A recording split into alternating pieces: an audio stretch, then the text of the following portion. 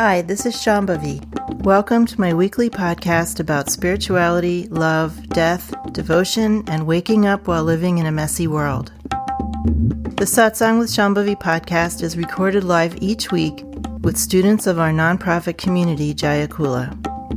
For more information and to find out about attending a satsang, visit jayakula.org. Thanks for listening. Much love to you, wherever and however you are. There's a lot of structure of trust that is falling apart around me. The teaching in this tradition, or the teachings I've gotten from my teachers in any case, are that trust is not something we should be cultivating or looking for or demanding. Trust is something that is based on a list of things someone should be doing or not doing. We have this phrase, you need to earn my trust, or so-and-so has earned my trust. What does that mean? It means that right now, your behavior conforms to something that makes me feel comfortable. And so that means that trust is very much in the zone of impermanence. And yet we often build relationships around trust. And what that does is, let's say that I get married to somebody at age 21, and I trust this person so much because they do A, B, C, D, E in a way that I find comfortable. But then 10 years go by and that person changes, and then they're doing something different. Or maybe some other part of their character gets revealed, and then all of a sudden they're only doing A and D, but not anything else, And now I say, I don't trust you anymore, and it's a big deal. And you've broken my trust. And this is something I'm going to feel terrible about. And so not only are we sad because something happened that we didn't like and we feel abandoned or whatever happened, but now we're also angry because our trust got broken. So trust is basically a series of expectations that we put on other people that eventually and inevitably are going to cause our own suffering. So what do we want instead? One of the things we want is confidence. We want to feel confidence, like say in relationships, we want to feel confidence that the other person wants the best for us, that regardless of what they do, that they have a kindly feeling toward us and they want the best for us.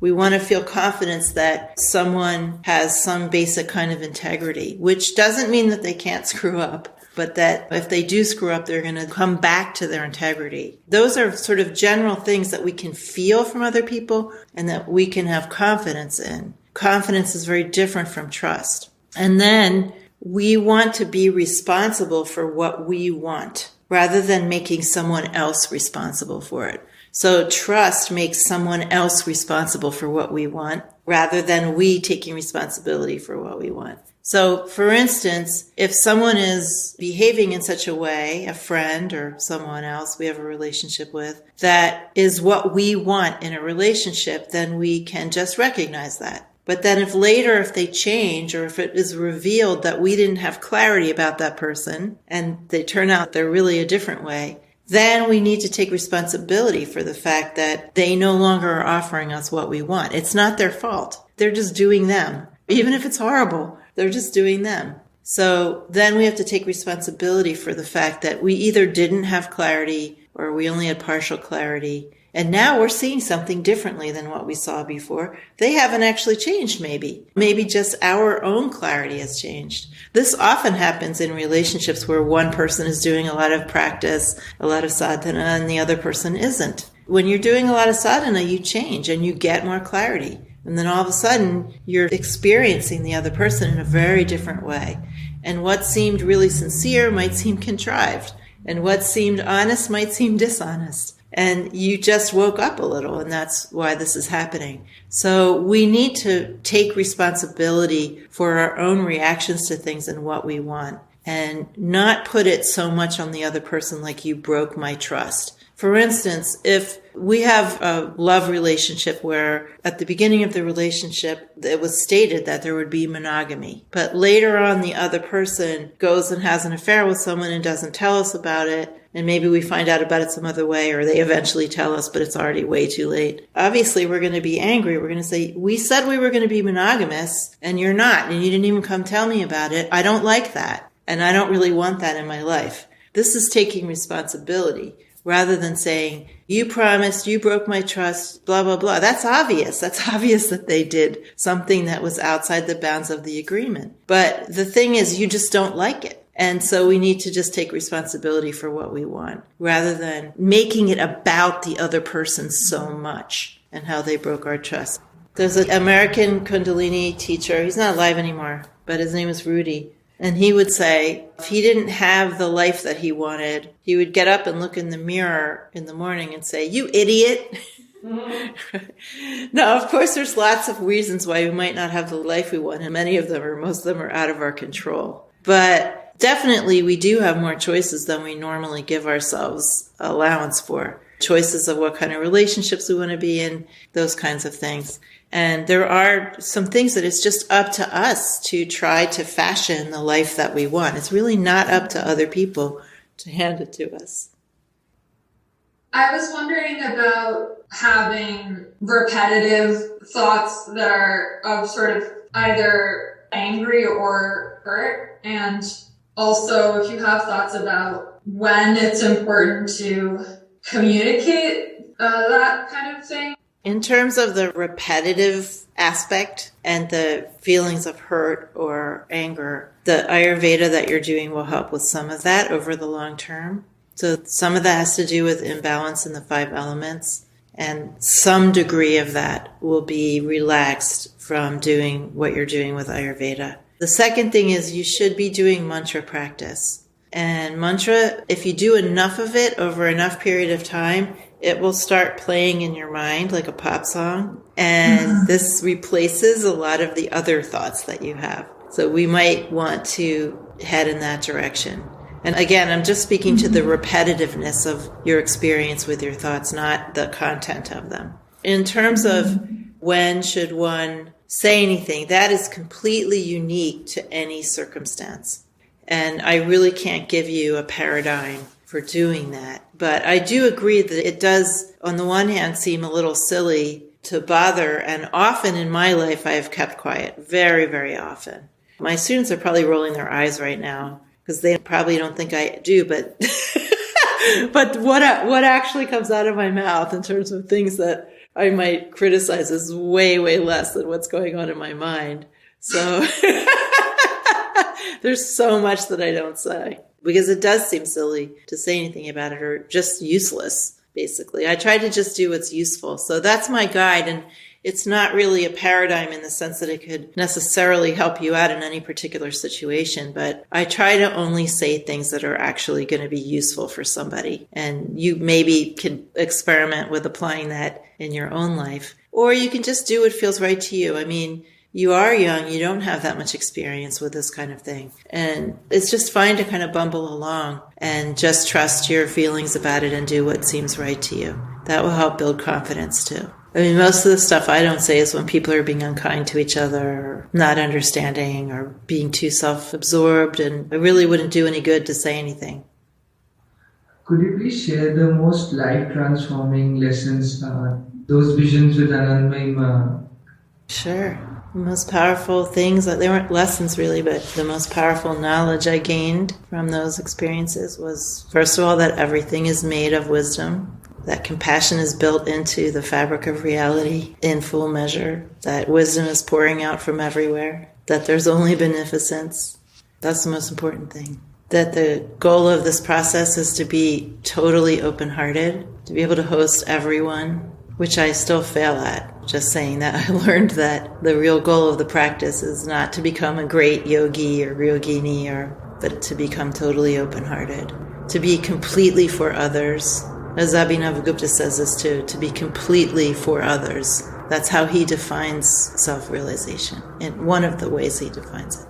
And Ma doesn't say that, but she demonstrates it in how she is. So I learned that from her and attribute that to saving me from getting stuck at some lesser place. I learned patience from her and to just keep showing up no matter what happens. And I learned the meaning of Ananda, like experientially, which is very easy to get confused about if you don't actually have that experience of grace. It's very easy to get confused about what Ananda really is. I mean, those are the things that come to mind right now. She used to laugh, so open from the heart. That's the way you laugh. And Thanks. I was wondering, why are we so self-conscious? Like, why don't we laugh like this? Is this laughter only after awakening? We're so constricted because we think that our lives are important and serious and it matters what we do or don't do. My parents were Jewish, sort of. I mean, they didn't really practice, but they have Jewish ancestry. And there's a certain urbanness and snarkiness and humor to Jewish culture that always is a little ironic. Like everything's just always taken a little ironically. So I think in an ordinary sense, everyone in my family has a great sense of humor. Even though our family life was horrible, everyone laughed a lot. And especially one of my brothers just had a tremendous sense of humor. And so I just grew up thinking everything was a little funny. Right? That's an ordinary thing. That's a very ordinary experience. But then when you recognize what's going on here, it is funny. I mean, it's funny watching everyone run around so seriously about everything. So that's the unordinary laughter. And if we don't take ourselves so seriously, then we can see the humor in everything. Humor is a part of enlightened essence nature. God has a sense of humor. For sure. One of the most repeated phrases in the Mahabharata is Krishna's mocking smile. It's this phrase that's just repeated over and over again. Krishna's just having a whale of a time, leading all these little players around the field of Kurukshetra. He doesn't take it all that seriously. All of the best teachers I've had just laughed a lot. Whenever I see someone claiming to be enlightened and they're all like, I'm just like, come, don't even bother. Don't even bother talking about it. You have no idea. Right?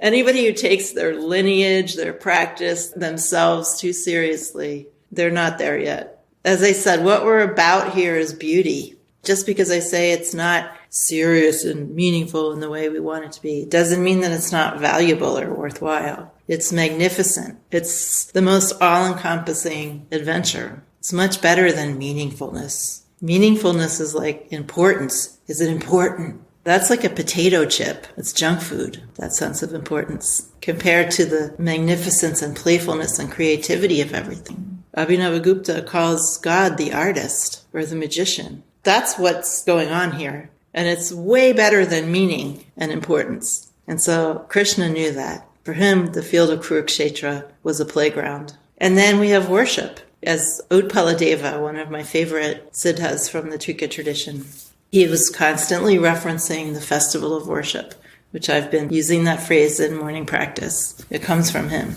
And what could be more fun than a festival of worship? This is fun. It's like the richest fun. So don't trust teachers who take themselves too seriously or don't laugh. You can like them. You can learn from them. But I think that the more one wakes up, the sillier everything seems. You can always laugh with me, too. Give it a whirl. Ma said you should laugh with your whole body. Laugh from head to toe. I know you've spoken before about our expectations of teachers and that we should be more open to being surprised or even shocked by certain teachers. But I'm wondering what we should do about red flags. Well, first of all, trust what you're seeing and what you're feeling about it. Or at least not exactly trusting, but go along with what you're feeling and what you're seeing. So on the one hand, if you're having some clarity about a circumstance, don't try to rationalize your way out of it or kind of massage your vision, your clarity so that you can still stay even though your clarity is telling you something's wrong. Try to have confidence in your own clarity and not question it so much. And then even many people have reactions to spiritual teachers, especially in this kind of tradition, that are based on their own karmic fixations. And I can just tell you that as a woman teacher, again, there's so many students who have come who expect me to be like mom. And if I'm not mom, there's something wrong. And I'm just really not that mommy. So that's just not who I am. So people get disappointed or upset about that. But even if you have a reaction to a teacher that is somewhat based on some precondition that you're bringing, you have to know when you can digest the situation and when you can't. So, for instance, I've had many reactions to teachers, negative reactions or just reactive emotions. And sometimes I could work with that, and it turned out really well for me as a practitioner, that I was challenged in that way and that those tensions came out and I was able to look at them and work with them. So that's just part of the process. But then sometimes we just continue in that condition of reactivity. We're not able to work with it. So then, no matter whether we're right or wrong about the teacher, it doesn't really matter. The fact is that we're not in the right situation for us. So if someone comes along and is continually upset about the same thing about a teacher, then whether they're right about the teacher or not doesn't really matter. The fact is they are not thriving with that teacher. So they should go find somebody else. That's a little bit complex, obviously. And then we each have tolerances for different kinds of situations. I studied with a teacher that I knew had some pretty serious character flaws, but I chose to stay and study with that teacher because I was getting a lot of things that I wanted from that teacher. And then when it no longer became a tenable situation and I outgrew it, I left. So that's another thing that can happen. And now I feel very differently. Now I probably would never study with a teacher like that. But back then it seemed like, okay, I'm going to put up with this and I'm going to get these teachings and I'm going to practice. And that was what was good for me then.